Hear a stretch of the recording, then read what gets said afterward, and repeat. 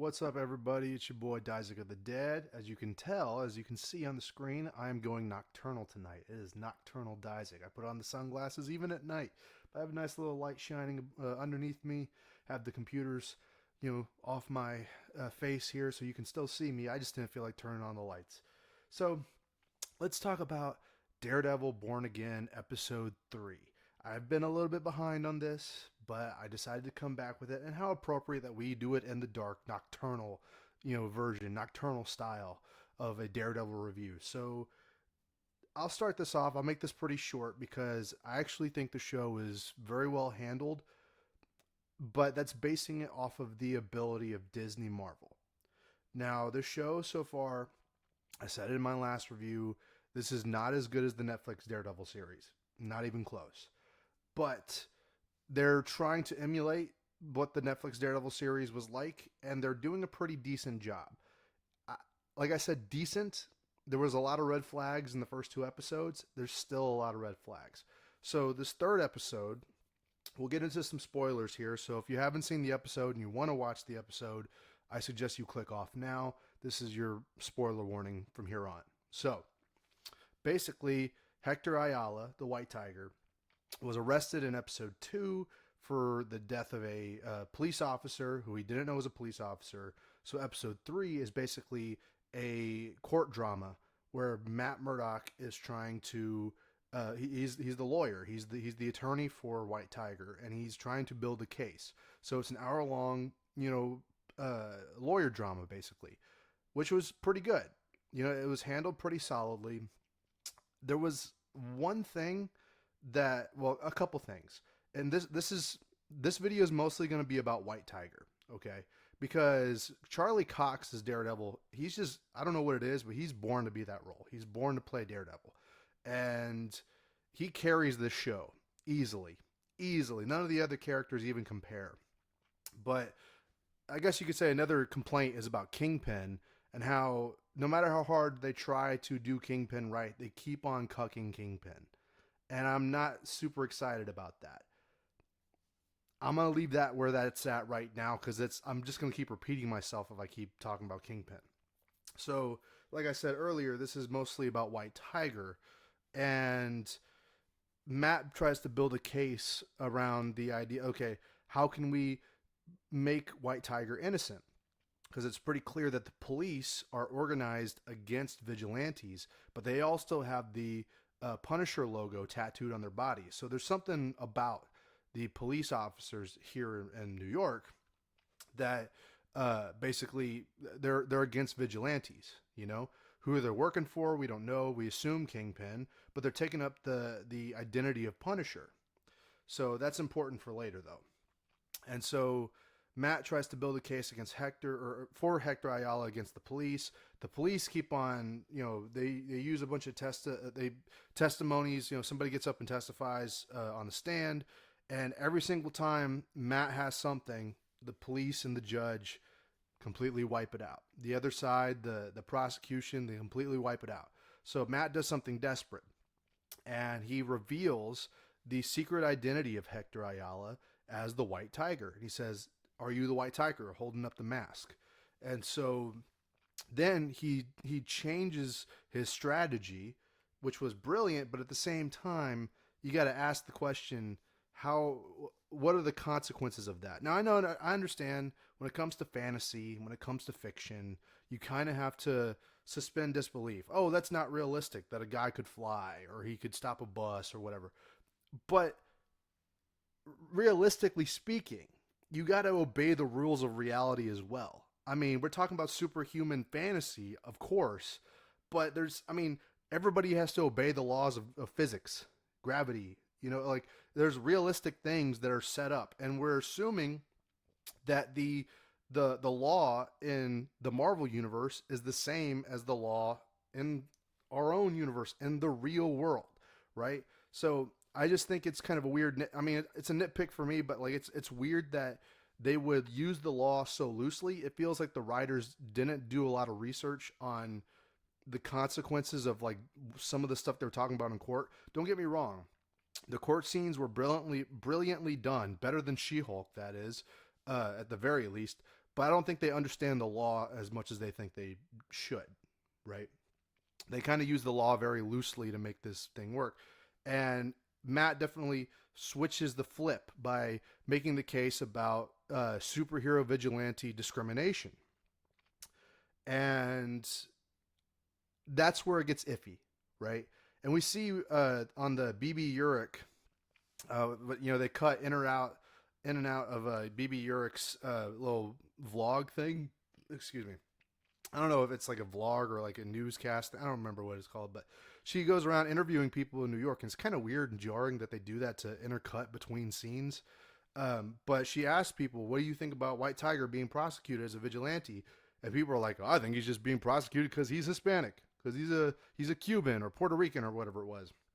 And so they tried to play the identity politics game. I understand it's realistic that New Yorkers in 2024, 2025 would be like, oh, they're only charging him because he's brown. Then it's like, realistic, yeah, that is actually realistic in today's terms. But at the same time, I don't want to hear about it. This is fantasy. I don't want to hear about that, right? So whatever. I shrugged it off. I mean, like I said before, there's a lot of red flags. They keep trying to pour identity politics into this show because they feel like it's appropriate. And while it may get a pass for now, Disney doesn't deserve the benefit of the doubt, and I'm not exactly happy about it. So that's just me being aware of it and just saying, yeah, I don't think that's good. I don't like that. Get boo. Get that shit out of my Marvel stuff, That's all. That's my whole fight. That's what I've always been about. But anyway, long story short, lawyer drama was pretty good. I liked the way it was written. I liked the way it was executed.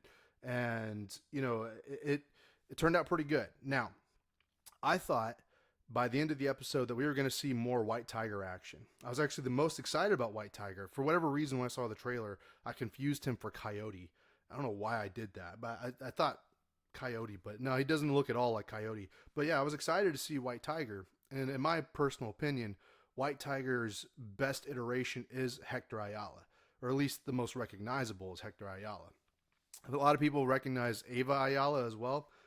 We're going to get to that because once they introduced Ava Ayala as his nephew, I was like, they're about to Disney Marvel this, aren't they? And sure enough, the end of the episode, White Tiger, he's going out, he's about to do his vigilante thing because he was, the jury found him not guilty on the accounts of the murder of the police, right? So they found him not guilty. Matt was happy. Everybody was happy. Hector goes free, right? I thought, oh yeah, we get to see some White Tiger action. Then they wasted him. They wasted Hector Ayala. Now, granted, the actor, I don't know his name. I don't know how to pronounce his name, and I apologize for that. He passed away 2 or 3 years ago, probably before they took reshoots for the show. So I kind of had a feeling he was going to die in this season. I just didn't think it'd be that soon. And I think it was kind of disappointing. I was definitely very disappointed that we didn't get to see a lot of White Tiger action, And I was like, man, I was really hoping we would see some cool White Tiger fights, him fighting criminals, him fighting Daredevil, him fighting Bullseye, something like that, right? Get some good White Tiger action. But he just goes out on the street randomly. It's like, do you not fly? Do you not jump off of buildings or something? He just goes out in the street and he hears a woman crying, which was obviously bait. And he goes up an alleyway where somebody comes up and caps him right there. We don't get to see any real Hector Ayala fights. We don't get to see him in action. I was very disappointed with that. They nerfed him. They wasted White Tiger. I was very unimpressed by that, we'll just say. Angry? No, I'm apathetic at this point, but unimpressed, disappointed. But as the shooter of White Tiger walks away towards the camera, you could see he has the Punisher logo on his vest.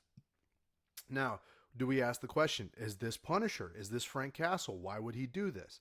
At first, I was like, I could see this being Punisher, but why would he do this? And to be fair, I haven't seen Punisher Season 2. I was told not to watch it. I was told to just skip it. But I'm going to watch it eventually and get around to it. I don't think Punisher Season 2 is going to have any effect on this show. But I have seen the episode after this where Frank Castle does show up. I will make a review about that in another video.